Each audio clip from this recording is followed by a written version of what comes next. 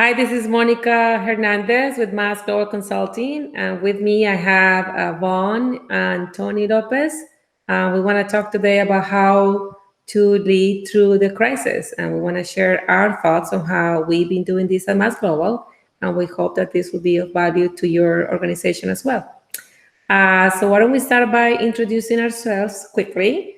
So I am based in Tampa, Florida, and I am the founder and CEO of Mass Global Consulting, an agile software development services company with development teams in Latin America. Hi, I'm Vaughn Hughes. I'm a software architect with Mass Global Consulting, and I live in North Idaho. My name is Tony Lopez. I've been working with Mass now since last year, I guess 9 or 10 months, as one of the advisors to Monica and the team. Prior to that, I was in healthcare for 25 years in different companies, in Johnson & Johnson and CareFusion, and then before that, I served as an Air Force officer. And I'm really excited to talk about this topic, which is quite relevant. So why don't we start with you, Tony, and why don't you tell us in the topic of leadership, how should leaders behave during times of crisis, especially with this one that was so unexpected or unforeseen? You can imagine that I've been getting that question a lot, right? Because when you write a couple of books on leadership like I have, people tend to think you know something about leadership, so they ask the question. And the obvious question today is, so how should leaders behave during a crisis like this one, particularly an unexpected one? And I think they're a little surprised at my response, because I usually start by saying, frankly, they should behave the way they always behave. Meaning, if a leader waits until a crisis to exhibit good leadership practices and behaviors, then it's too late. So what do we, think about it. What do we need from leaders, right? We want leaders who are strong visionaries, who have purpose and mission, who are transparent in the way they communicate, who are calm and cool and have a positive demeanor. We prefer leaders who are guided by their values, right, and behave according to their values, and those same values are in the culture of the company. We want an action-minded leader, one that puts the interests of the organization and its people first, then the customers and the partners second, and then the shareholders third. And that, I think, is the right order, right? If you take care of your people and you take care of their well-being and you make sure they're safe and motivated and engaged and do all the things that we need to do for our teams and our employees first, they'll take care of the customers. And if we take care of the customers, the shareholders will be happy. If you're a publicly traded company, certainly that'll be the case.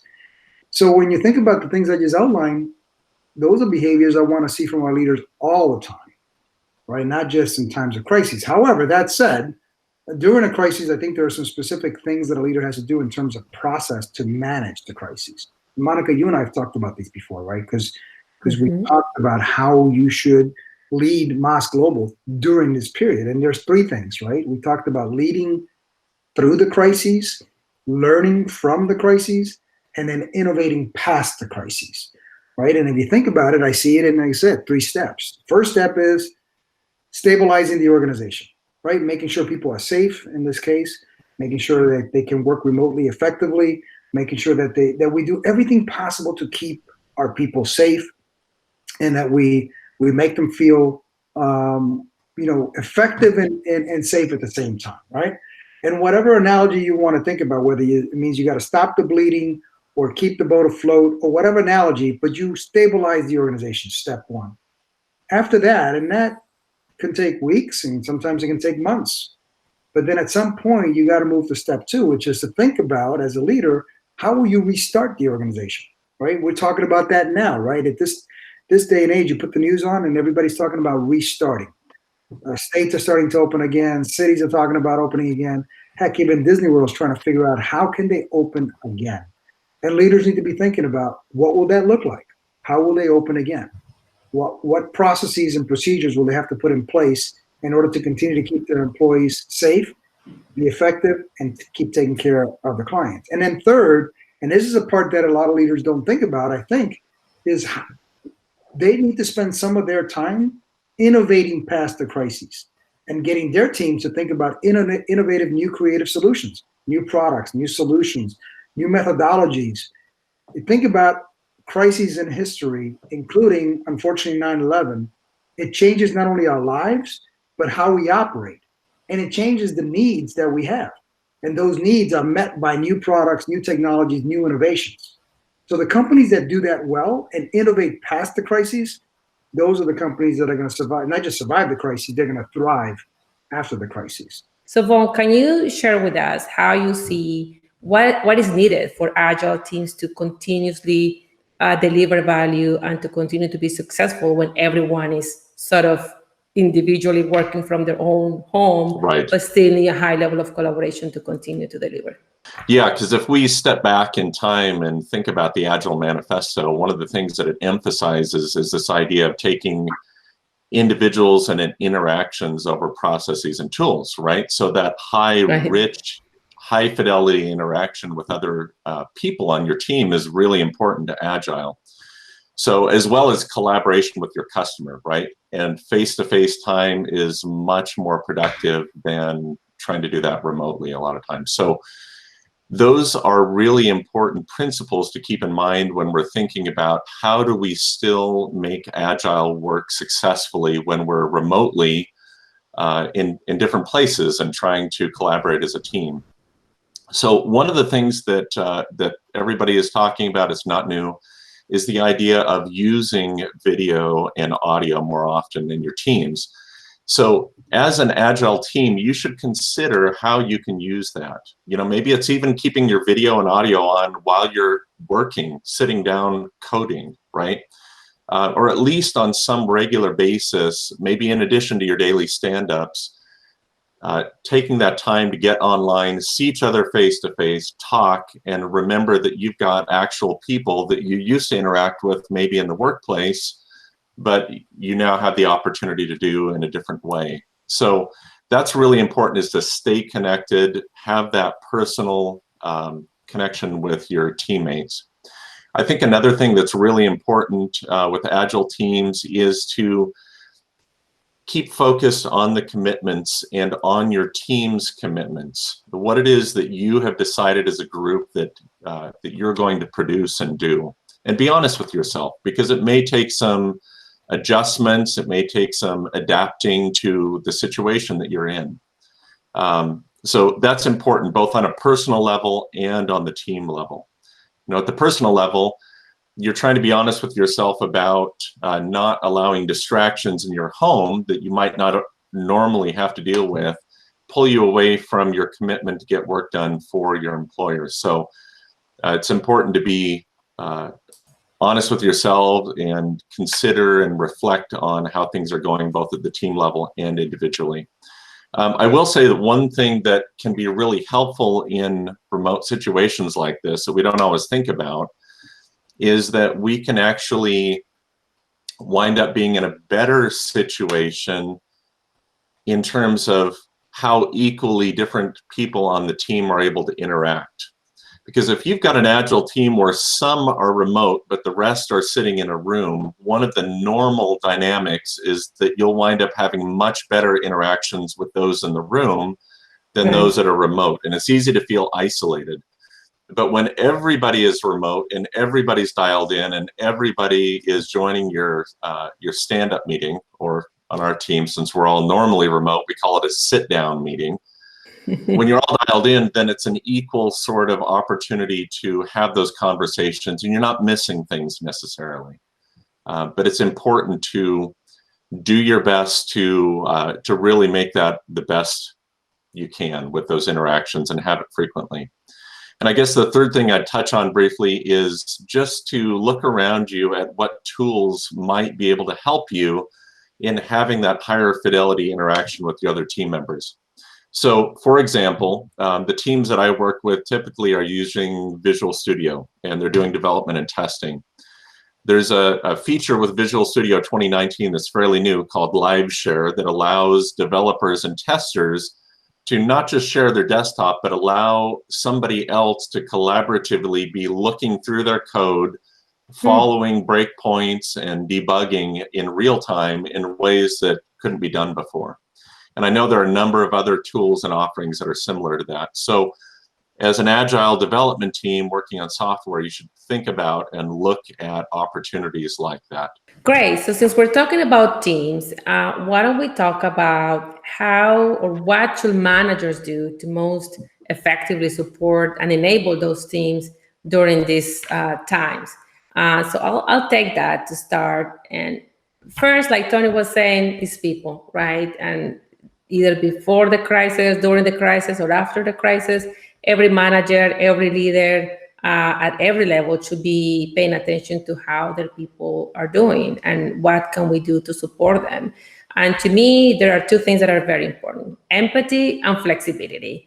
Empathy, because the company might be going through a difficult time, so might be having some challenges, but everybody's life has been basically impacted by this, right? The dynamic at home is different. There might be some working parents that are having a difficult time with the kids at home. I am a mom, so I understand how difficult it can be to manage through work and the online classes and so forth. So understanding that your employees need that level of support and flexibility in a different dynamic is very important. And then communication, as I just mentioned, is so important for people to understand what is happening, right? There's a lot of fear and uncertainty. So this is a time where managers should be making sure they are in front of their teams, one-on-one. Sometimes I use video messages, or we use town halls, or we use internal chats. But find ways to make sure that the team understands not only what's happening, but also a chance for them to open up about what they need for you to support them, right? Sometimes managers have their best intentions, but they do what they feel is right for their team, and they don't spend the time to really listen to what they're asking for, so you can truly make a difference. And then I would say encouraging the team to find those creative ways to stay engaged. We're having some after office meetups in Mass Global, where people get together and talk about movies, and sometimes it's topics that have nothing to do with work, but it gives people a chance to connect and stay engaged and to feel connected. So I think it's important for managers to encourage that sort of situation. So let's go back to leadership, Tony.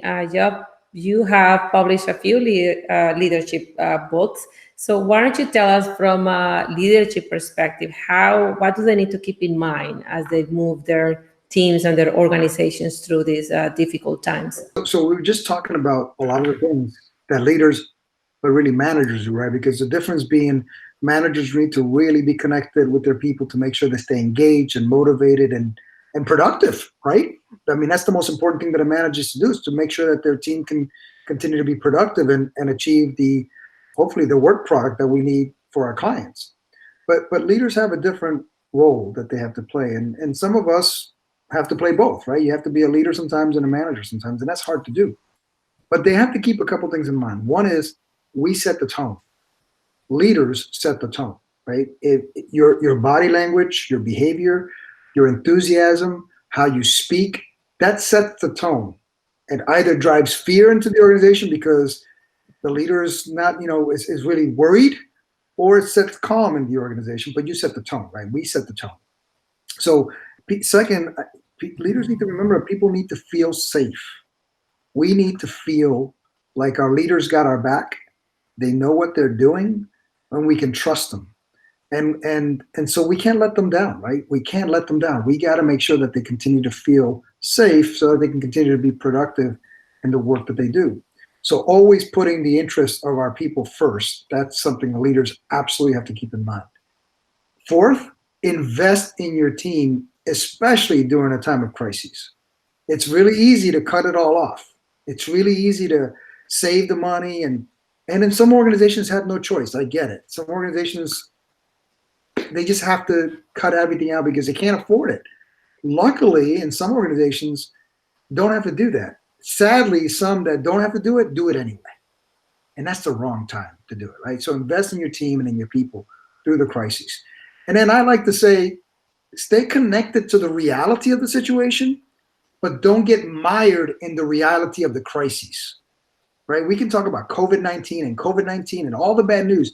It is easy to get stuck in the bad news, and it's depressing, and you carry that weight with you, right? It's the analogy that we've talked about in Mass about what, Commander Lovell said in Apollo 13. Houston, we had a problem versus Houston, we have a problem. It's a very different mindset, right?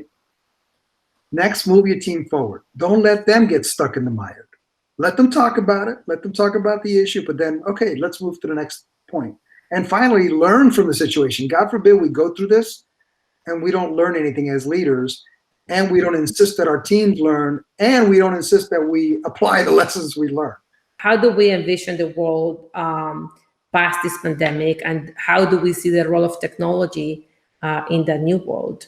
And maybe I'll start. I think technology is obviously being so critical right now, not only because of working from home, but for every business, having systems and applications that can be flexible and that can meet people's needs, even when they can't be physically present at a bank or a restaurant or a hotel. How do you build those capabilities, and how do you leverage technology, especially emerging technologies, to provide the type of experience that your users, your partners are looking for?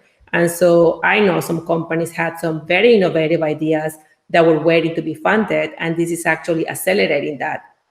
There is a temporary, probably, pause on some initiatives, but there's definitely a lot of discussion going on about, as soon as there's more ability to fund these programs, this will accelerate this sort of digital transformation that was already happening. The other aspect is companies are realizing that being agile is very important, right? How quickly do you react to this type of situations to get out new features or to make changes is really important. So I think agile is definitely, if a company was not already doing agile, this is definitely an opportunity to implement this type of processes to make sure that they're nimble enough to respond to a fast changing environment. I think you've hit on some of the main things, Monica. And an agile framework for not just software, but potentially other types of projects can really be helpful in allowing a team to adjust to those changing priorities. Just because you're only working on a couple of things at a time, it's short cycle, short time frame, and you're not extending that risk out. And so it's a great time, if you're not already using Agile, to consider it, even potentially for non-software projects. And there are other variants that also can be considered, Kanban or Lean type principles. So it's a good time as a business to consider that and to think ahead and plan ahead for the future. I think of E squared times A. And the E squared for technology, to me, is technology is a great enabler and a great equalizer in many ways, right? If you think about it, it enables us to do so many more things than we could do before, right? We can remain connected in ways we can. I mean, technology certainly nobody would argue it enables, but it also equalizes certain things, right? I have access to data and information via libraries and all that everybody else has, right? And I don't have to go to Harvard to have access to information. I can go to City College and have access to the same information. So it's a real equalizer. But the A is important, right? So it's E squared times A, and the A is accessibility. And how accessible is it? And by accessible, to me, I mean user-friendly and accessible, affordable, right? How well can I use that great enabler and that great equalizer? And so I think, Monica, to your point, technology, especially after a crisis, new solutions are going to evolve from this, right? We know they're going to happen. It happens with every crisis creates a new set of needs that we've identified. And technology solves those. And artificial intelligence is going to be a big part of it. And digital technology is all about that, right? So to me, the companies that are most innovative and that can really put that to work to come up with the stuff that's going to make my life better post-COVID-19, that's the next billion-dollar company. This has been great discussion. We talk about how leaders should pay a lot of attention to their people, make sure that they're not only safe, but that they feel that being open and transparent, but that we're also being visionary and that we're looking past the crisis and how do we prepare to make sure that we are being innovative and that we're positioned to emerge stronger. Thank you for sharing your thoughts with us, and we hope that this is useful to everyone. Stay safe, stay optimistic, and stay innovative.